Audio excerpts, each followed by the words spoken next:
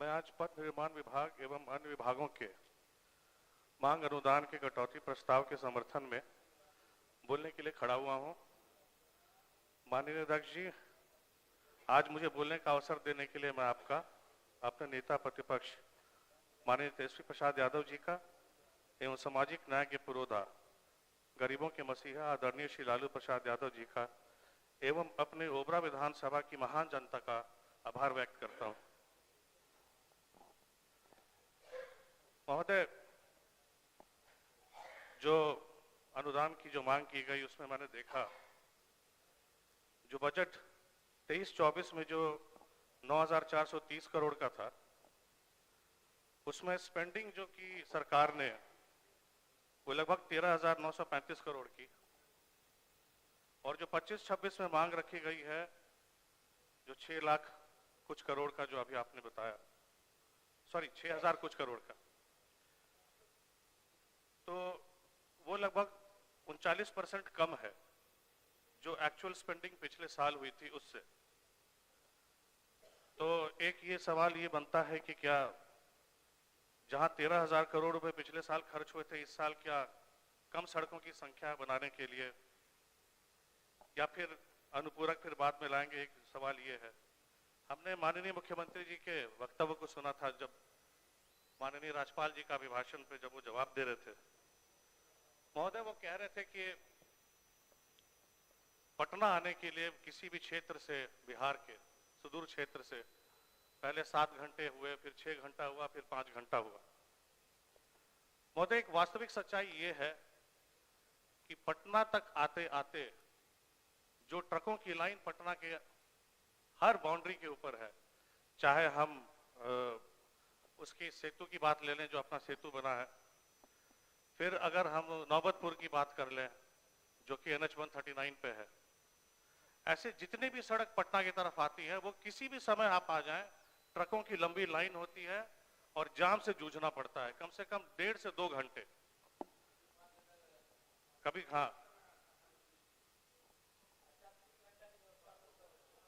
नहीं तो सुन लीजिए। वास्तविकता ये है कि जब भी पटना हम पहुंचने का प्रयास करते हैं तो पटना के बाहर जो है लंबे जाम का हमें सामना करना पड़ता है। माननीय उप मुख्यमंत्री जी नहीं बैठे हैं, पिछले दिनों ये आए थे औरंगाबाद। अगर इनके साथ एस्कॉर्ट नहीं होता तो इनको भी 2 घंटे तो कम से कम इंतजार करना पड़ता। मैं बहुत जेन्युइन समस्या के बारे में यहाँ पे जानकारी दे रहा हूँ और ये सब फेस करते हैं। महोदय, पिछले बरसात के बाद हमने पुलों के गिरने का सिलसिला देखा था। लगभग पिछले मॉनसून के आसपास 12 से 15 पुल गिरे, जिसमें सुपौल में मार्च 2024 में एक अंडर कंस्ट्रक्शन ब्रिज गिरा कोसी नदी के अंदर, पिलर नंबर 154 के आसपास। पूर्णिया कटिहार में 15 मई 2023 को भी कास्टिंग वर्क के दौरान पुल का एक हिस्सा गिरा। कटिहार जुलाई 2022 में भी अंडर कंस्ट्रक्शन ब्रिज कोलैप्स होता है। बख्तियारपुर में 20 मई 2022 में 136 साल पुराना ब्रिज गिर गया 30 अप्रैल। ऐसे बहुत लंबी लिस्ट है। इसी क्रम में महोदय, हमारे विधानसभा में, ओबरा विधानसभा में, हमने 2022 में सदन के माध्यम से ही प्रश्न पूछा था कि अदरी नदी के ऊपर ओबरा बेल बराही पथ है, उस पर बहुत ही पुराना पुल बना हुआ है, वो पुल भी किसी भी वक्त गिरने के कगार पे है। 2022 में मैंने इसकी मांग रखी थी कि उस पुल का फिर से निर्माण कराया जाए जो आज तक विचाराधीन है। तो मैं सदन के माध्यम से इसके ऊपर भी जवाब चाहूंगा। महोदय, पुलों के गिरने के क्रम में एक पुल जो सबसे अहम है वो है सुल्तानगंज अगवानी घाट ब्रिज, जो भागलपुर से खगड़िया को, 2 डिस्ट्रिक्ट को टच करता है। यानी कि अगर खगड़िया से किसी को देवघर जाना हो तो वो 1.5 से 2 घंटे में पहुंच जाए। वो ब्रिज महोदय 3 बार गिरा है।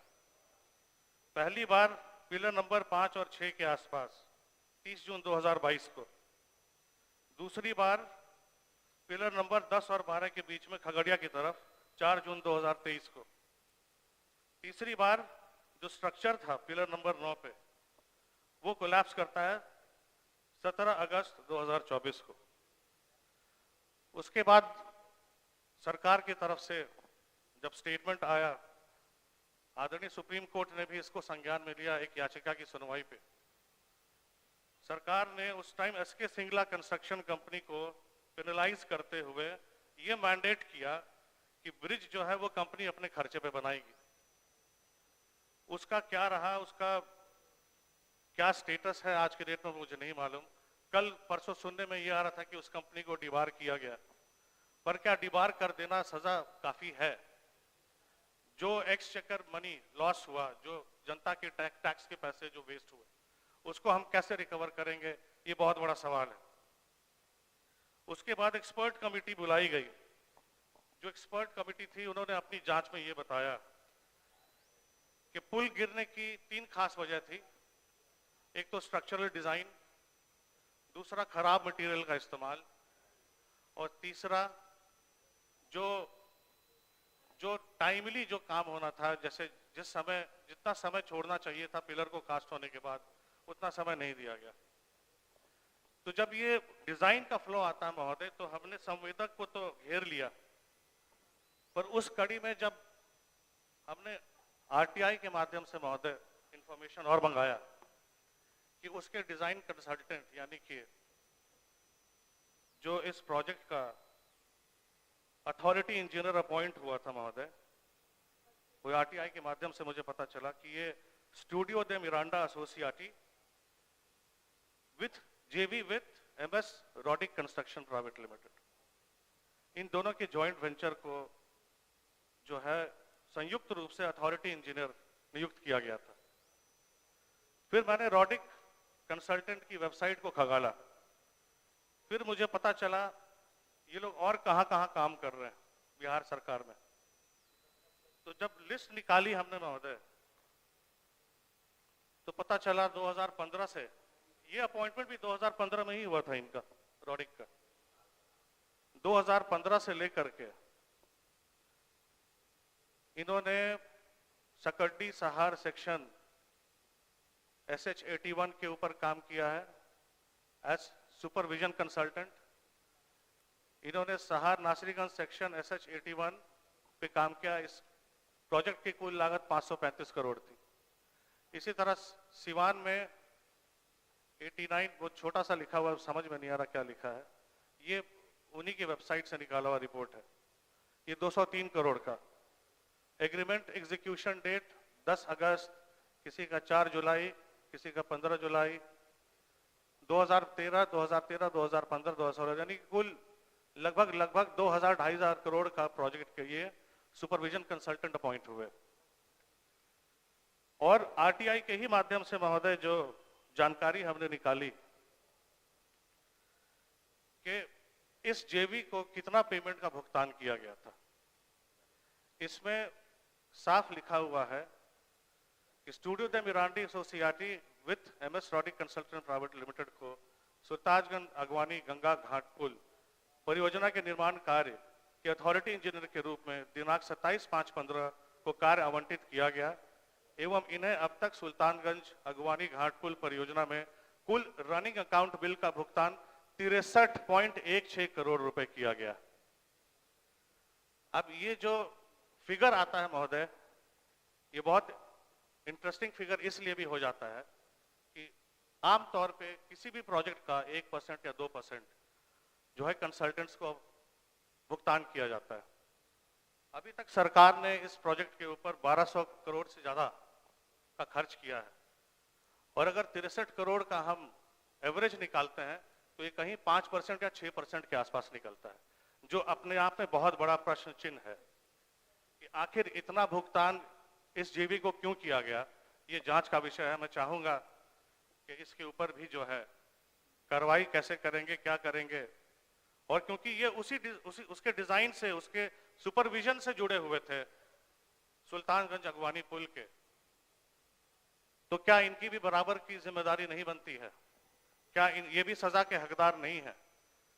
पर इनके साथ इतने प्रोजेक्ट हुए, उसके बाद महोदय और जानकारी जब हमने इनके वेबसाइट पे निकाली तो पता चला कि ये स्वास्थ्य विभाग में भी काम कर रहे हैं एज अ कंसल्टेंट।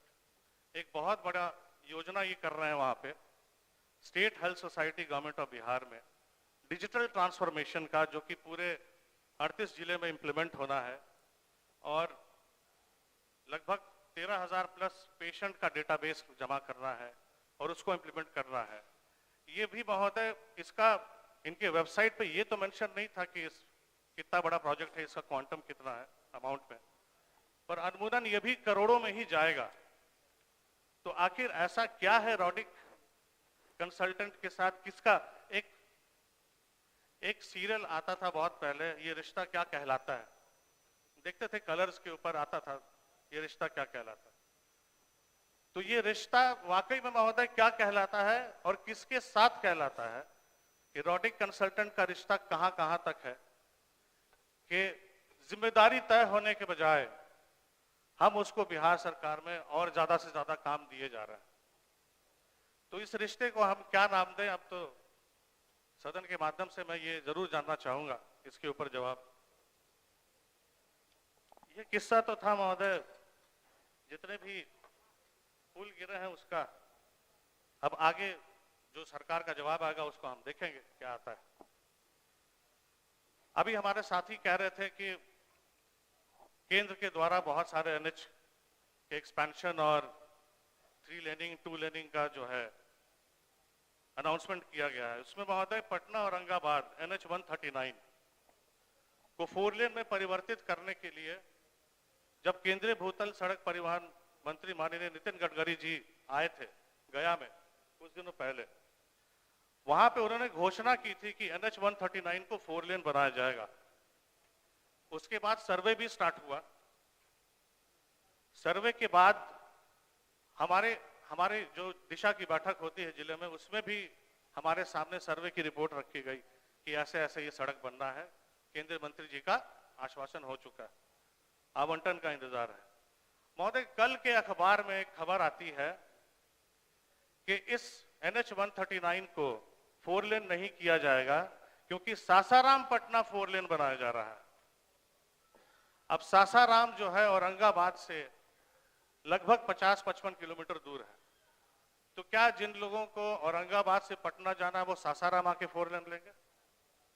ये बहुत बड़ा सवाल है। हमारी जनसंख्या के हिसाब से जो हमारा लोड है इंफ्रास्ट्रक्चर के ऊपर, हमें तो और ज्यादा 4 लेन्स की जरूरत है जितना हमारा ट्रैफिक है। अब NH 139 महोदय इसलिए महत्वपूर्ण हो जाता है क्योंकि ये मार्ग जो है ये पटना से लेके हरिहरगंज होते हुए रजवाड़ा झारखंड को जोड़ती है। इस मार्ग से लोग मध्य प्रदेश के गढ़वा, चौवन एवं छत्तीसगढ़ के चरीबिरी, बिलासपुर, रायपुर तक पटना से ट्रैवल करते हैं। बसें चलती हैं, बसों का है इस पे परिचालन। और इसी राजमार्ग पे बिहार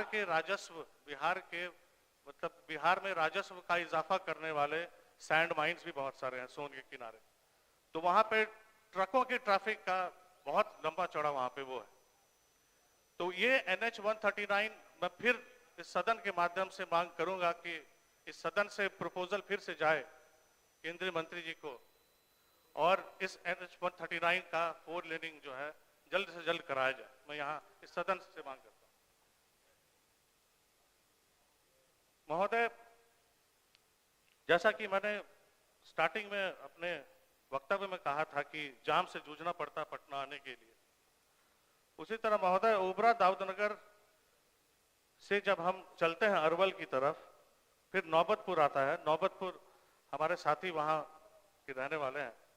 नौबतपुर में इतना बड़ा जाम लगता है कि ट्रैफिक को निकालने के लिए नहर का रास्ता कभी दूसरा रास्ता, कभी तीसरा, गोल गोल घूमते हैं और वो जाम की स्थिति बनी हुई है। तो मैं चाहूंगा कि जो रोड से उसको मतलब कि कैसे उस जाम से निजात दिलाया जाए, उसके ऊपर भी काम करना जरूरी है।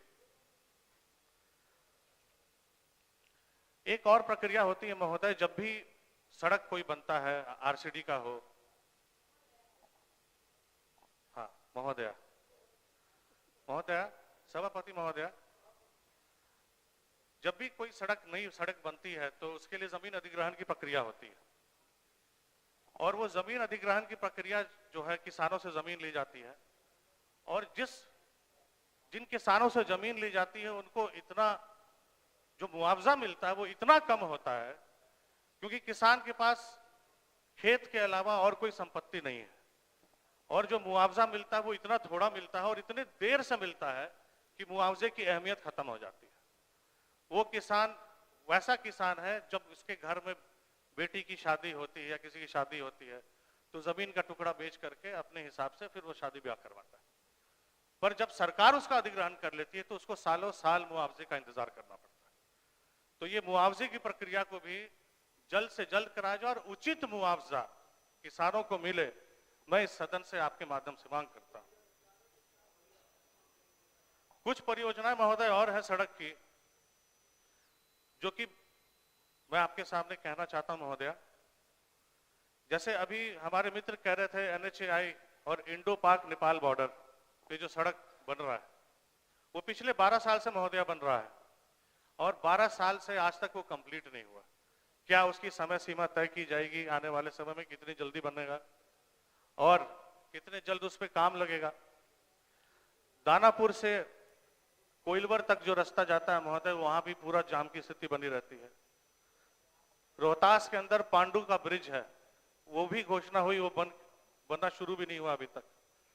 सोनपुर प्रमंडल के 3 बाईपास का एग्रीमेंट हो चुका है और एग्रीमेंट हुए 1 वर्ष से ज्यादा हो चुका है, 3 बाईपास, पर अभी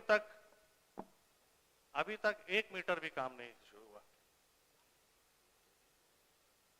महोदय, पुल की सुरक्षा को लेकर के, पुलों की जो सुरक्षा है उसको लेकर के राज्य सरकार ने आश्वासन दिया था कि वो पुलों का हेल्थ कार्ड बनाएगी और उस हेल्थ कार्ड के माध्यम से रियल टाइम मॉनिटरिंग होगा कि पुल की क्या हालत है, ताकि कोई भी डैमेज छोटे से बड़ा होने से पहले उसको काबू किया जा सके। तो उस योजना का क्या हुआ? क्या सारे पुलों का हेल्थ कार्ड बना? वो भी जानकारी सदन के माध्यम से महोदय मैं जानना चाहूंगा, क्योंकि पुल के निर्माण के बाद जो टेक्निकलिटी है पुल की, उसमें 2 महत्वपूर्ण चीजें होती हैं। एक होता है एक्सपेंशन जॉइंट और दूसरा होता है बॉल बियरिंग, जो दोनों चीजों की मेजर मेंटेनेंस 10 साल के अंदर अंदर दोबारा होनी चाहिए। तो क्या ऐसा मेंटेनेंस की प्रक्रिया है हमारे यहाँ?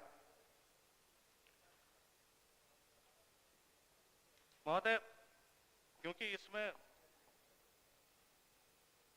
इसमें जो है स्पोर्ट्स और यूथ भी है, तो उसके ऊपर भी मैं कुछ बातें रखना चाहूंगा। मुझे स्पोर्ट्स डिपार्टमेंट जो है हमारे यहाँ बहुत ही लचर तरीके से काम कर रहा है। हमारी मित्र वहां बैठी हैं, श्रेषी जी बैठी हुई हैं, वो जानती हैं कि स्पोर्ट्स का क्या महत्व है, स्पोर्ट्स इंफ्रास्ट्रक्चर का क्या महत्व है, प्रॉपर ट्रेनिंग का क्या महत्व है, वो अच्छे से जानती हैं। महोदय, किसी भी खेल के व्यवसायीकरण से पहले उसका आधार जो है प्रॉपर ट्रेनिंग है और प्रॉपर इंफ्रास्ट्रक्चर में ट्रेनिंग है, प्रॉपर कोचेस के साथ ट्रेनिंग है। हमारे बिहार में कुल 4 स्टेडियम अभी कार्यरत हैं।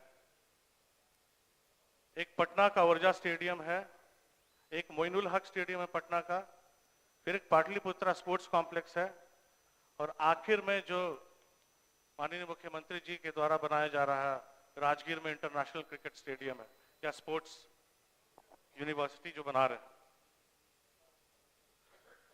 महोदय, इन 4 स्टेडियम्स में अगर हम बात करें तो पटना ऊर्जा स्टेडियम थोड़ा लेटेस्ट बना है।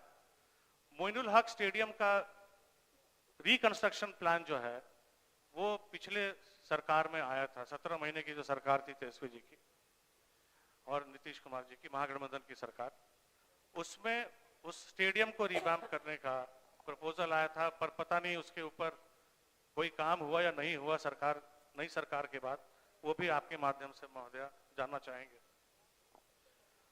तो किसी भी स्पोर्ट्स को डेवलप करने के लिए महोदय एक तो इंफ्रास्ट्रक्चर जरूरी है, उसके बाद उन इंफ्रास्ट्रक्चर के बाद हमें वर्ल्ड क्लास कोचेस और ट्रेनिंग इक्विपमेंट्स की भी जरूरत पड़ती है।